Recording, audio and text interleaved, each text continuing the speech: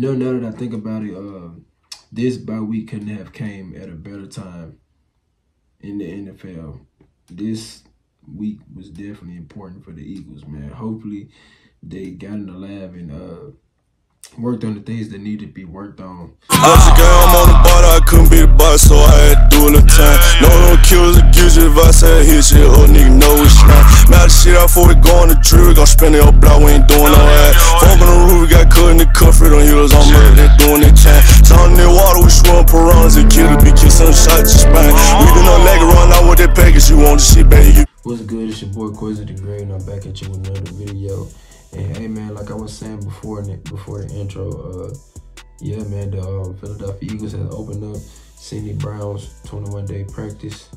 So hey, that's great news. And of course, you know, like I said before, when we drafted him, I felt like it was one of the best, if not the steal of the draft, man. I feel like before his injury, he was the only one that played with heart last year. Even though we started 10-1, I feel like he played with the most heart last year, man. So I'm glad to see Cindy Brown is finally back healthy, and hopefully he can contribute to this defense this year, because we're gonna need it, man. We need a force on defense, man. You know, CJ Gardner-Johnson hasn't really been, you know, playing up to his caliber, but he's gonna come along as well. But you know, I feel like Cindy Brown is definitely gonna be the X factor of this defense. I feel like once he gets established to where he knows what's going on, as far as like play calling, scheme wise, I feel like they should move CJ Gardner-Johnson in the slot and let Cindy Brown play the slot alongside with Reed Blankenship, man. But hey, shout out to Cindy Brown for getting healthy right at the right time, man. And as y'all know, man, moving forward, we have the Cleveland Browns, you know, this Sunday. And, you know, it was reported that, you know, the Cleveland Browns, they have literally like the 31st ranked offense. So they have a shitty offense, man. I'm looking at this game to be a great get back game for the Eagles. You know, we're coming in this game healthy. We now have an AJ Brown back, Devontae Smith, Lane Johnson, and possibly Cindy Brown if he's healthy. And you know, the Browns are not a good team at all. You know, Deshaun Watson, I was super high on him in college. I loved him at Clemson. You know, he also beat Alabama for a national championship. He lost one and then beat them in a national championship. But it seems like ever since he had those charges, he just hasn't been the same.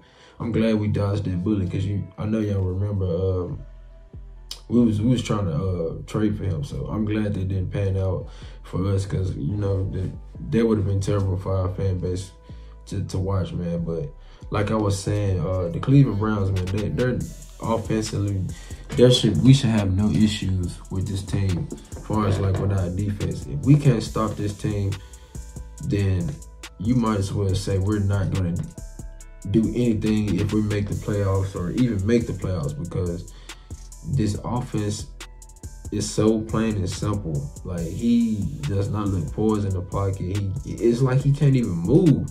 So I'm looking for this defense to set the tone early. I don't want to. This team should not score over 10 points, in my opinion. They're coming in averaging 15 points a game. They haven't scored over 18 points. There should be no reason why we should have at least 3 turnovers this game. I'm looking to see if our corner is going to get a pick, and for us, the D-line to at least get 7 sacks, man. But you know, that's what I want to see with the defense. I want to see people making plays, man. Make some turnovers, man. There should be no reason why this team should be in this game. But you know, moving on to the offense, my first issue with coming into this game, Jalen Hurts take care of the ball. Because at this point, bro, like, you making us look bad and yourself look bad, bro. Like right now, you're not even playing like a top 15, top 20 quarterback. So I'm gonna need Jalen Hurts to get his stuff together, man. In order for us to go where we want to go, Jalen Hurts, you have to get back to that 2022 season, man. Like, cause you was poised. Like, at one point in 2022, I could guarantee that you wouldn't turn the ball over. Like, I just knew you wouldn't turn the ball over. But now it just seems like he's guaranteed to just give up at least one turnover a game. And I'm hoping that he changes this out of this break. It was reported that what he said in his press conference, he said him and Nick Sirianni had a talk. So, and he said in his press conference that this was one of the most efficient bye weeks of his career. So I'm hoping that Nick Sirianni has got out his ego, has moved his ego to the side, and also just just go back to how he was in 2021. Just let Kellen Moore run the offense, man. And if he fails, he fails. But, you won't be the scapegoat for it because you obviously would let the OC do his job. But in order for us to succeed, Jalen Hurts has to stop turning the ball over.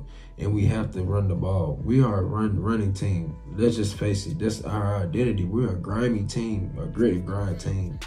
Like, I know we want to pass the ball all out 40, 50 times a game, which is cool, but let's establish the run first. The Cleveland Browns run defense is not looking too good right now. I think the Washington Commanders had over 215 yards rushing. So if they can rush the ball on the Browns, I know the Eagles can. But the question is, will Nick Sirianni allow Saquon to do his thing? There should be no reason why Jalen Hurts should have at least 275 yards passing, at least 2 touchdown passes thrown, and maybe like 50 to 30 yards rushing. And Saquon should have at least a touchdown and over 100 yards. So that's what I'm looking for with this offense. I'm looking for this offense to be consistent. No turnover. Just give me a clean game. And if we somehow lose this game, don't let it be because of you, Jalen Hurts. That's just my own problem. But if we lose this game, then Nick Sirianni should definitely be fired because this game should not be close at all. With us getting all our offensive players back and the firepower that we have, let's put it all together, man. Let's hope these guys can do their thing coming this Sunday. But yeah, moving forward, today it was reported that Darius Slay was on a trade, could possibly be on a trade block, and at this point, honestly, I wouldn't even mind, bro. Long as Keely Ringo not starting, and you could replace him with Isaiah Rodgers, I'm cool with that. If we could get some draft capital or some players back for him, I'm down with it because honestly, he's not washed, but I'm just tired of the antics, like the social media antics. I'm just tired of that, man. For him to be a captain, he gets distracted by the most smallest things, and it just seems like our team not focused. Like they're so quick to attack the fans instead of worrying about the game. So that's my thoughts on Darius Slay being traded. If he gets traded, then oh well. But lastly, I want to touch on the Devin White situation. I feel like he handled that like a real man, but at the same time, I feel like we wronged him as an organization because out of all the linebackers that we had through the years, the trash linebackers, you mean to tell me that Devin White was the worst linebacker that we had? You mean to tell me he wasn't good enough to rotate in and out with the Kobe Dean? I don't believe that. It's something that went on in this situation, bro. And I feel like the Eagles wronged him in that. That's just my opinion. I could be wrong. If I'm wrong, then I would gladly say that. But this dude was a Pro Bowler, all Pro linebacker, bro. Even the season he had 80 tackles and I think two or three picks on a down year. Even his down year was good, but not for his standards. But for us to not even allow the fans to see what he had, for y'all to not allow us to even see what he had, and then we could judge then. But like I said, it just the whole foot injury thing and all that. I just don't buy it, man. I just feel like this is what happened. He was guaranteed to have a job when he came in to sign here. And he was playing his ass off in training camp. But when they saw the Kobe Dean was playing a lot better than they expected, they came up to him and probably told him, like, look, we're going to allow the Kobe Dean to start, but you could possibly play special teams. And I feel like he took it the wrong way, and I would too, because I honestly don't believe the Kobe Dean is better than Devin White. But, you know, hey, there's here and there, but that's just my take on that situation, man. I feel like we rolled him in that situation. I just hope he don't come to our division or even in the NFC.